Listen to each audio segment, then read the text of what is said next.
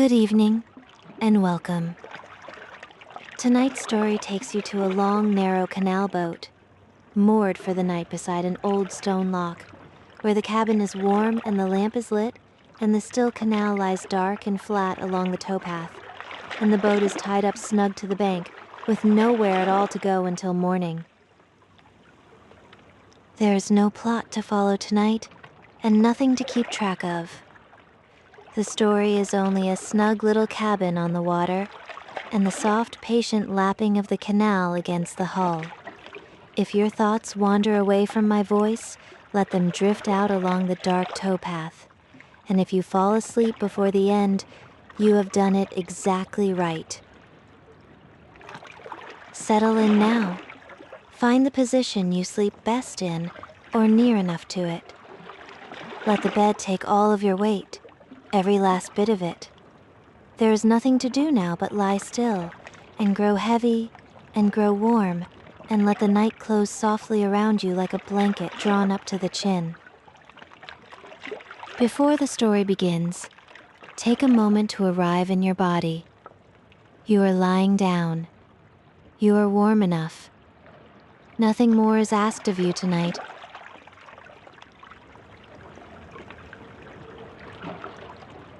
Bring your attention gently to your feet. You do not need to move them. Just notice them, and let them grow heavy, as if they were filling slowly with warm sand.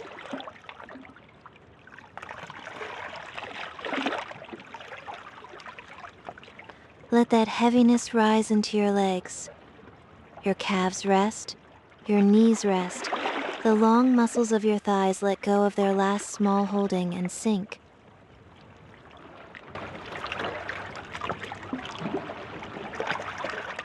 Your hands now, let the fingers uncurl on their own. Your arms grow heavy at your sides, heavy and warm, like rope laid down in soft coils, finished with the day's work.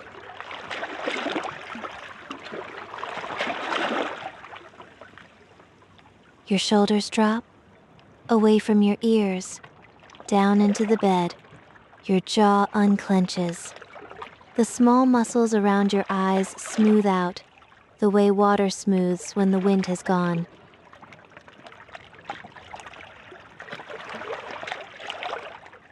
And your breath moves through all of this heaviness, slow and easy, rocking you very gently, the way a boat rocks at its mooring, heavy and warm and held, ready to listen, ready to drift.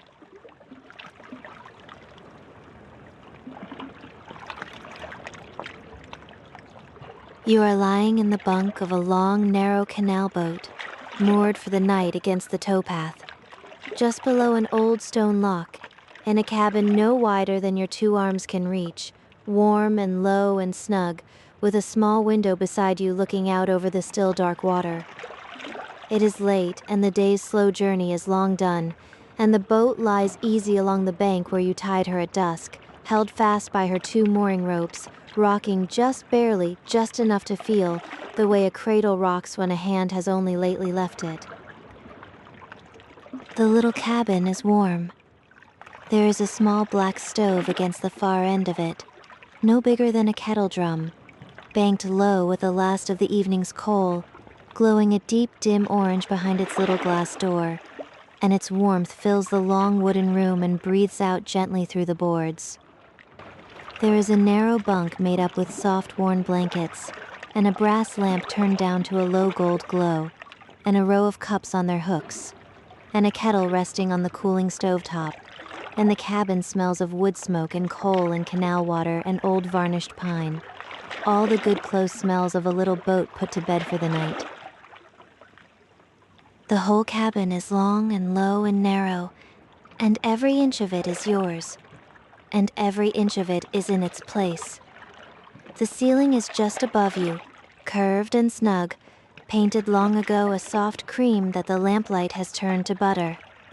The walls are warm tongue and groove, fitted board to board by patient hands and painted in the old canal way, with roses and a green castle on a little cupboard door, glowing soft in the lamp. There is a folding table hooked flat against the wall, and your boots set side by side beneath the bunk where they cannot wander, and a shelf of books wedged tight so they cannot shift, and nothing else at all, because nothing else is wanted. A canal boat teaches you what little a person truly needs for a night, and here it all is, clothes around you, warm and dry and enough. Beneath the bunk, beneath your boots and the soft worn blankets, the cabin floor is laid with narrow boards rubbed smooth by years of quiet passage up and down the long low room, and over them lies a small rag rug, plaited round and round from old strips of wool in faded reds and blues and a green gone soft as moss, the kind of rug that someone made through long winter evenings tied up just like this one, by a stove just like this one, with the same dark water lapping outside. Your bare foot, were you to set it down, would find the rug warm where it lies near the stove and cool where it reaches toward the wall, and the boards beneath it solid and sure, holding the whole little room up out of the water, steady, while the boat rocks the smallest amount around it. The painted cupboard door with its roses and its green castle holds the day's small store, all of it stowed in quiet now. Inside, sit the things a person needs and no more, set in their places so they cannot slide as the boat moves through the day, and the door is latched with a little brass turn worn bright by the press of a thumb. The roses upon it are painted full and round, deep red and cream and a yellow gone dim, with dark green leaves curled about them, the work of some long-gone boat painter who decked out every flat surface of these old boats in flowers and castles to make a hard life handsome, and the green castle stands on its little hill behind them, with 3 round towers and a small flag, a castle in no country at all, only the warm, dim country of the lamplit cabin, going nowhere, guarding nothing but a stack of plates. Above the cold half of the stove, the cups hang in their row on their brass hooks, swaying the very least amount as the boat leans, each one ticking the gentlest tick against the next, and then going still. White cups crazed fine with age, with a thin gold line round the rim worn nearly away. Beside them, the brown teapot sits in its place behind a little fiddle rail that keeps it from wandering, and the tin of tea with its faded lid and the box of long matches and the kettle resting warm and quiet on the cooling iron, its work all done for the day. There is nothing to be made now and nothing to be poured. The tea things only sit there in the lamplight in their patient row, warm and clean and ready for a morning that is hours and hours away, and you need not think of them at all. Only let your eye rest on the soft shine of the brown teapot and the gold-worn rim of the cups, and let it go. On the little shelf, the books stand wedged tight together so they cannot shift, their spines soft and faded, the gilt of their lettering long gone dim, a few thin volumes that have ridden up and down these waters a great many seasons. There is the folded map among them, the long map of the canal pleated up small and slipped flat against the boards, with its blue thread of water and its little inked locks and bridges, and it is folded away now. All of it, the whole of tomorrow's water creased shut and stowed, because tonight there is no need of any map at all. There is the old almanac, and a book of birds, and 1 or 2 well-thumbed stories, and they lean there together quiet on their shelf, asking to be read by no one, content to wait, while the lamp glows gold along their faded backs. Down at the far end of the cabin, the little stove sits in its corner of warmth, its small glass door glowing a low and steady orange, the last coals of the evening settling slow within it. Now and then a coal shifts in the bed of ash with the very faintest sound, a soft dry tick and a breath of settling, and a low warmth pours out from the iron and rolls the length of the cabin and reaches the bunk and lies along the blankets and along your face, the dry, good warmth of a banked fire that has nothing left to do but glow. Beside the stove, the coal scuttle sits half full, its brass handle dim in the lamplight, and the little brass-handled door of the firebox holds the warmth gently in, and there is no more coal to lay on and no fire to tend, only this, the slow orange glow behind the glass, dimming by the slowest degrees as the night deepens, keeping the cabin warm a long while yet. A heavy coat hangs on its hook by the steps that lead up to the bow doors, swaying the smallest amount as the boat leans, its thick folds gone soft with wearing, and beside it a scarf, and below it a pair of boots set close together where they cannot wander. The bow doors at the head of the cabin are shut fast against the night. Two small wooden doors latched with a worn brass turn, and beyond them, under the little cratch in its canvas, lies the well deck of the boat, dark and snug and empty, where the night air settles cool and the dew comes down soft on the folded canvas. Everything that should be shut is shut, and everything that should be stowed is stowed, and the warm air of the cabin stays close and still within its wooden walls, held in by the latched doors and the curtained window, gathered all about the bunk where you lie. The canal moves against the hull, slow and barely moving at all, and you can hear it, the gentle lap of the water against the planks just below your ear, just on the other side of an inch of warm wood. It is the softest sound there is, that little lapping, a small wet kiss against the hull, and then a pause, and then another, never quite the same and never quite different. The canal saying the same quiet thing over and over in a language with only one word in it. The water touches the boat and lets her go, touches her and lets her go, all through the night, asking nothing, keeping the boat company the way still water keeps a moored boat company, patiently, without end. The brass lamp on its bracket gives off a light the color of warm honey, and it reaches the painted cupboard with its roses and its green castle, and the books wedged on their shelf, and the cups on their row of hooks, and the kettle on the cooling stove, and it gives up kindly somewhere near the curved walls of the cabin, leaving the corners in a soft brown dusk. As the boat rocks, ever so slightly, the lamplight shifts with it, leaning the gentlest amount across the boards, a slow, warm glow that leans one way and then leans back, the way a held breath leans, so soft and so slow you could watch it the whole night through and never once grow tired. Somewhere on a small bracket near the stove, a little clock keeps the time, a round brass clock no bigger than a saucer, and it ticks low and steady and soft, a small dry tick down under the lapping of the water, marking off the slow minutes of the night one by gentle one. You need not count them.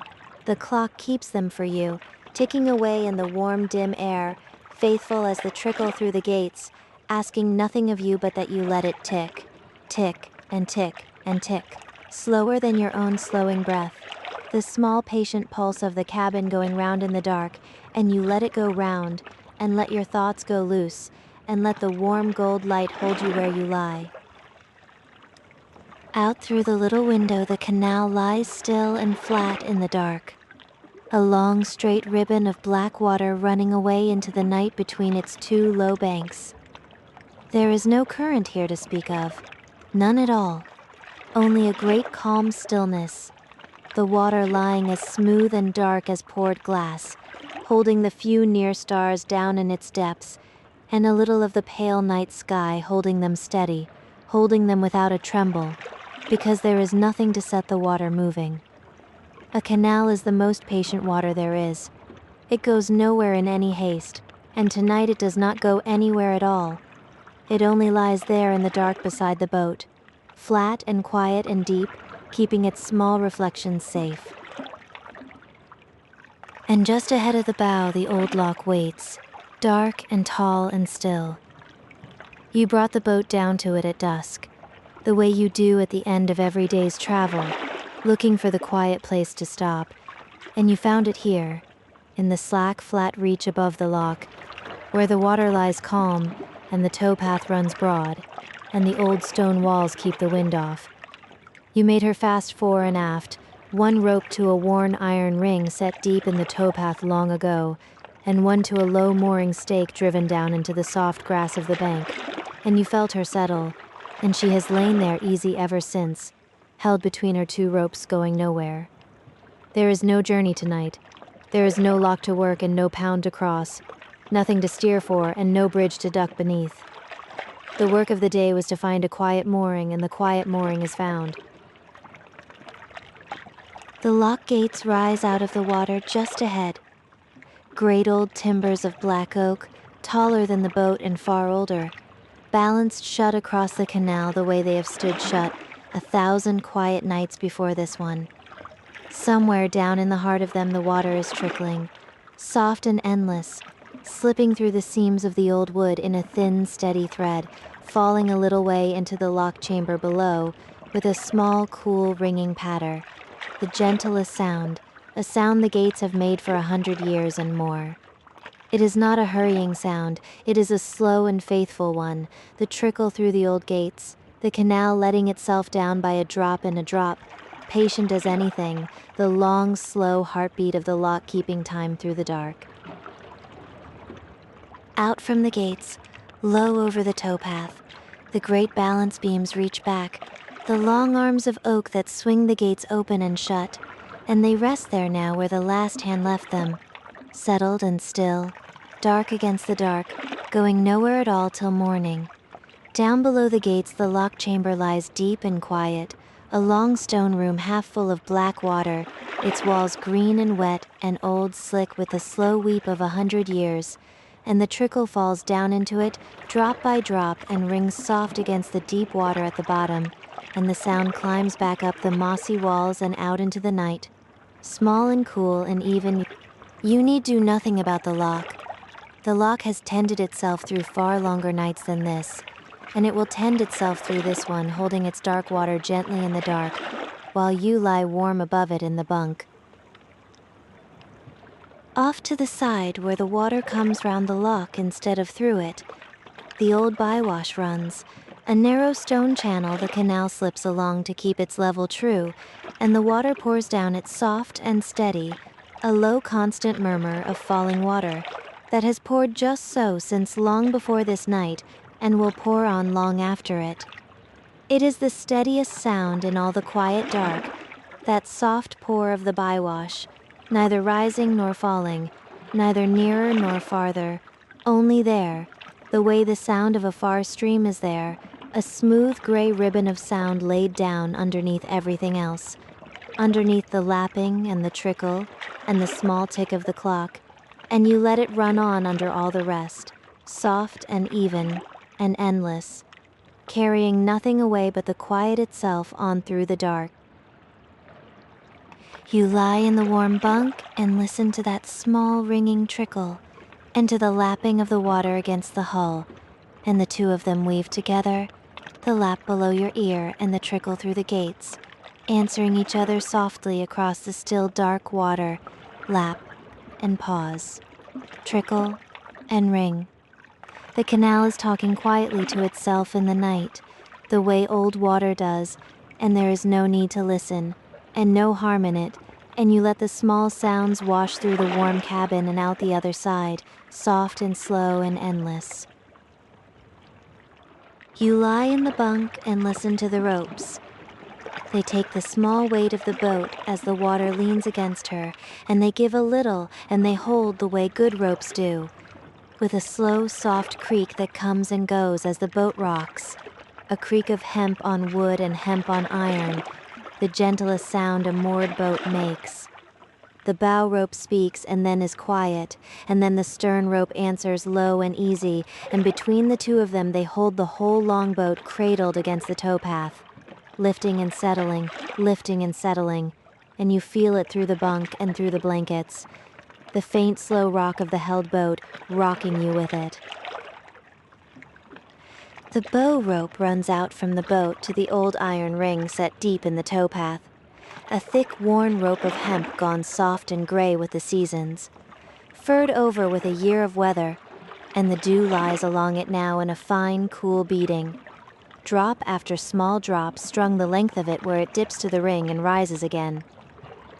The ring itself is older than the rope and older than the boat, a great rust-brown hoop hammered into the stone copings of the towpath by some smith long gone, worn shining on its underside where 1,000 ropes have pulled against it, through 1,000 quiet nights. It holds the bow as it has held 100 bows, without effort, without complaint, and beside it the spare rope lies coiled neat upon the deck, round and flat and ready, asking nothing, only resting in its coil in the dark. Away behind you, at the far stern of the boat, The long counterdeck lies dark and quiet under the stars. The place where you stood through all the slow miles of the day with one hand resting on the tiller, watching the water open ahead. It is empty now. The tiller is lashed and still, the engine long since stopped and gone cool and silent in its little room below, ticking now and then the faintest tick as the iron lets go the last of its warmth into the night. The whole long body of the boat stretches away from the warm cabin into the dark board and rivet and painted side, lying low and easy on the still water, every foot of her settled and quiet. From the dark stern deck where you steered to the snug bow doors at the head of the cabin, the whole long boat at rest, holding you in the warm middle of her, floating soft on the black canal. The towpath runs along close beside the boat. Dark and empty now, a broad, soft track of beaten earth and grass that goes away into the night in both directions, beneath the old hedgerow and on past the loch and away. By day it carries walkers and the slow plod of a horse and the wheel of a bicycle, but by night it carries nothing at all, only the dark and the dew coming down, and the smell of cut grass and cold earth. It lies there quiet beside the moored boat, the old towpath, keeping the land off on one side the way the still canal keeps it off on the other, and the boat lies snug between the two of them, between the dark water and the dark path, held safe in the narrow, quiet place where she came to rest. A little way past the loch, the towpath rises to a low stone bridge, a single old arch thrown across the canal in a smooth, dark curve, its stones laid up long ago and rounded soft by the rain, and it stands there quiet over the water with nothing crossing it at all. Below it, the arch makes its half ring of darkness, and the still canal makes the other half in its glassy black face, so that arch and reflection close together into a whole dark round, a quiet doorway of stone and water with the deeper dark of the night beyond it. No cart crosses the bridge tonight, and no foot. It only stands the way old bridges stand, holding its one calm arch above the water, keeping its place at the edge of the lamplight, while the canal lies smooth and the boat lies still and the night goes round. Beyond the bridge, set back a little from the water among its dark trees, the old loch cottage sleeps. Its low square windows are dark, every one, and its door is shut, and its small chimney stands cold against the stars, for whoever once kept this loch has long since banked the fire and gone up to bed, or gone away down the years entirely. And the cottage only sits there now in its quiet garden, asleep among the leaning hollyhocks and the old fruit trees, with the dew settling soft on its stone sill and its slate roof. There is no light in it, and no need of one. It keeps its long watch over the loch the way it always has, dark and patient and sound, a small sleeping house beside a small sleeping boat, and the two of them keep the quiet between them. The cottage on its bank and the boat on her water, both of them put to bed for the night under the same wide dark. Along the towpath, the hedgerow stands tall and still, a long dark wall of hawthorn and bramble and old leaning trees, asleep in the windless night. There is a small breath of air moving somewhere up in the higher branches, the softest stir, and the leaves answer it with a low dry rustle that runs along the top of the hedge and then settles, and then there is only the stillness again, and the water and the trickle through the gates. The hedge has grown along this towpath far longer than the loch has stood here, leaning out over the water, hung with old man's beard and the last of the year's berries, dark and tangled and deep, full of small sleeping things, and it stands between the boat and the wide quiet fields beyond, a soft black wall keeping the little mooring close and private through the night. Beyond the hedge, the fields lie wide and dark and asleep, rolling away under the night to the far low line of the hills, and somewhere out in them a flock of sheep has folded down for the night. Gray shapes gone still in the gray grass, warm woolly sides rising and falling slow. Now and then one shifts in its sleep, the faintest far-off bleat carried thin across the dark and then gone, soft as a sound remembered rather than heard, and far away, in some old tree at the edge of the wood, an owl calls once, a low, round, hollow note that floats out over the fields and the hedge and the water and reaches you faint and soft through the cabin wall. And then there is quiet again, the deep, wide quiet of the sleeping country, all of it lying still beyond the close, dark hedge while the boat rests easy at her ropes. Down among the reeds at the water's edge, a moran has settled for the night. She fed along the bank at dusk, picking quietly through the rushes, and now she is done with the day, tucked low in the cover of the reeds with her head drawn down and her dark feathers fluffed soft about her, a small warm shape gone still in the cold. Every so often she shifts the smallest amount, a soft settling rustle of reed and feather, the faintest low cluck down in her throat, and then she goes quiet again, and the reeds close over her and she sleeps. She will not stir tonight. She keeps her small silent place in the rushes beside the boat, asking nothing, and the sound of her settling, were you to part the reeds and look, would be company enough? The reeds stand thick along the bank below the window, tall and dark and soft-headed, leaning out a little over the black water, and among them float the broad, flat leaves of the water lilies, their blooms closed up for the night into small, pale fists that will open again with the morning sun, but that rest now folded shut upon the still surface, going nowhere, opening for no one. The leaves lie flat and dark upon the glassy water, and the boat's own faint shape lies beside them in the canal's black mirror, and below it all, down in the cool dark beneath the hull, a few fish hang in the deep water, scarcely moving, only holding their place in the slow cold of the canal with the gentlest fanning of a fin, asleep in their own quiet way, the way fish sleep, suspended in the dark between the soft mud below and the starlit glass above, going nowhere, dreaming nothing, resting in the deep. The dew is settling on the roof above you. You can almost feel it, the cool of the night coming down soft and gray onto the cabin top, and the coiled rope and the long tiller lashed and resting, beating on the painted wood, drop by quiet drop, while you lie warm and dry an inch below it all. The night is laying its cool hand on the outside of the boat, gently, the way a hand is laid on the cover of a sleeping child, and the warm little cabin only grows snugger for it, the dew on the roof and the coals in the stove and you between them, held warm in the middle of the cool, wide night. Up there on the roof, in the dark and the dew, everything is squared away. The long tiller is lashed and still. The boat hook lies along the cabin top in its clips.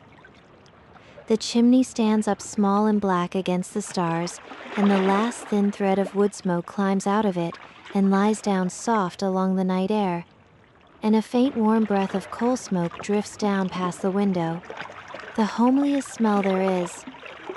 There is the green, cool smell of the canal rising up through the boards, of water and weed and old wet stone, and woven through it that thread of smoke from the stove. Coal and water, smoke and dew. The warm inside of the boat and the cool outside of it, and the thin warm shell of wood between, holding you snug in the middle, exactly where you want to be.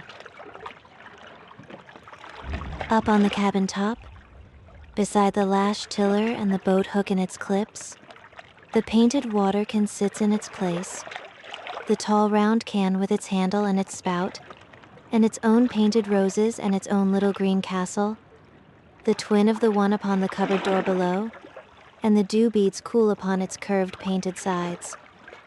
Beside it, the brasswork of the chimney top catches a last dim gleam of the lamplight that leaks up through the cabin slide, a soft, worn shine of brass gone tawny with smoke and weather, and a coil of mooring line lies flat and round and ready, and the long pole rests in its chocks, and all of it sits up there squared away in the dark and the dew, stowed and quiet and right, the deck of a boat put properly to bed, with nothing loose to roll, and nothing left to do, and morning a long, slow way off, and the boat is tied up safe.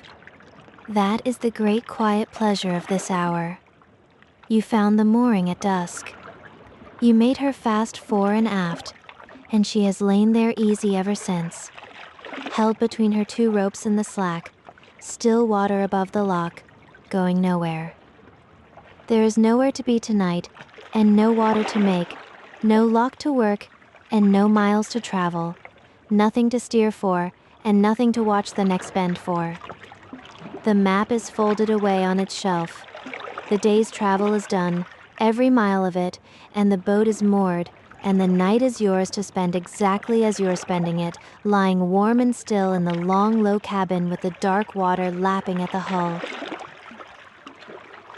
A moth has come in out of the night and found the brass lamp, and it turns there now in slow, soft circles around the warm gold glow. The faintest dry flutter of its wings, drawn to the light the way everything is drawn to a small warm light in a wide dark night.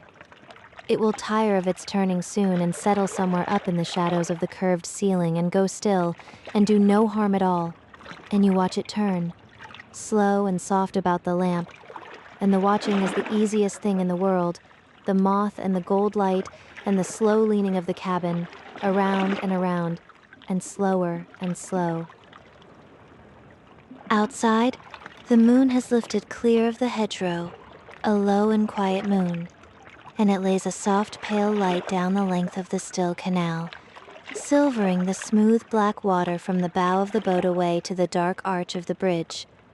The water holds it without a tremble, the moon and the few near stars holding them down in its glassy depths beside the dark shape of the boat, so that there are two skies now, the one above and the one drowned deep and calm in the canal, and both of them still, both of them quiet, both of them going nowhere at all.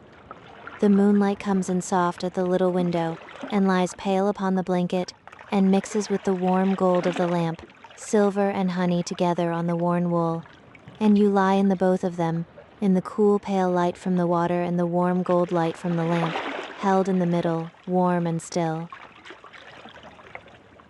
You lie in the bunk with a blanket drawn up warm to your chin, and you let your eyes rest on the gold lamp and the slow, soft turning of the moth, and your thoughts begin to loosen and drift, the way the boat drifts at the ends of her ropes, leaning gently this way and that, tied safe to the quiet bank, going nowhere. The coals tick low in the little stove. The clock ticks soft on its bracket. The lamp hums its small gold hum. The water laps once at the hull, and once again, soft and slow against the warm wood by your ear. The boat rocks, just barely, just enough to feel. The still water leans against the planks and the ropes give and hold, and the whole long cabin lifts and settles, slower than any cradle, and the warm dark folds close around the bunk, and there is nothing at all left to do tonight but rest. The boat is held safe against the towpath. The iron ring holds the bow and the mooring stake holds the stern, and the two soft ropes between them hold the whole of her, snug in the slack still water above the old stone lock, where the towpath runs broad and the hedgerow stands close. Nothing can move her tonight. The canal only lies there flat and dark and deep, and the boat lies easy in its keeping, rocking ever so slightly, tied up safe. The water laps at the hull. The gates trickle soft in the dark. The bywash pours low and even, and the moorhen sleeps in the reeds, and the hedge stands still along the path, and the dew comes down cool and quiet on the roof above, and the little stove keeps its last warm coals, and the brass lamp glows slow and gold, and the moth turns soft about it, and the clock ticks low, and the ropes creak easy, and the still canal lies flat and deep and dark, going nowhere, carrying nothing away. You let your head rest deep into the soft, worn pillow, and your eyes grow heavy in the warm gold light. The boat is moored. The ropes are fast. The water laps soft at the hull, telling the sleeping canal that all is well and all is well. Lap and pause, trickle and ring. The little boat rocks at its ropes. The still water lies dark along the towpath. There is nowhere to go tonight, and nothing coming, and nothing to wait for. Only the slow rock of the boat, and the soft lap of the water, and the gentle trickle through the old lock gates. Far off down the canal, where the water runs away beneath the dark stone bridge, a low mist is beginning to gather upon the surface, soft and pale and slow, lying down upon the still water the way sleep lies down upon a quiet mind, gathering nowhere in particular, going nowhere, only settling, only softening the dark. It will lie there on the canal all the night through, soft and gray and still, and the boat will rest beneath it, and you will rest within the boat, deep down under the warm blankets in the warm gold cabin, with the mist on the water and the dew on the roof, and the slow, safe rock of the boat, and nothing at all to do but sleep. The canal holds the stars. The boat sleeps at her ropes. The water moves quiet and dark against the warm wooden hull, lapping soft, ever so softly lapping, on through the night toward the patient morning. The boat is moored. The ropes are fast. The water laps. The gates trickle slow and soft and sure in the dark, and the still canal keeps the whole calm night beside it, and you with it, down into sleep. The boat rocks. The water laps. The lamp glows gold. The clock ticks low. There is nowhere to go, and nothing coming, and nothing to wait for. Only the warm cabin, and the dark, still water, and the slow, safe rock of the boat. The canal holds the stars. The mist lies soft upon the water. The boat sleeps at her ropes, and you sleep within the boat, warm in the warm gold cabin, with the dark, still water lapping slow against the hull, and the gates trickling soft in the dark, and nothing at all to do but rest. Lap and pause, trickle and ring, rock and rest. The boat is moored, the water breathes, soft and slow, and warm and slow.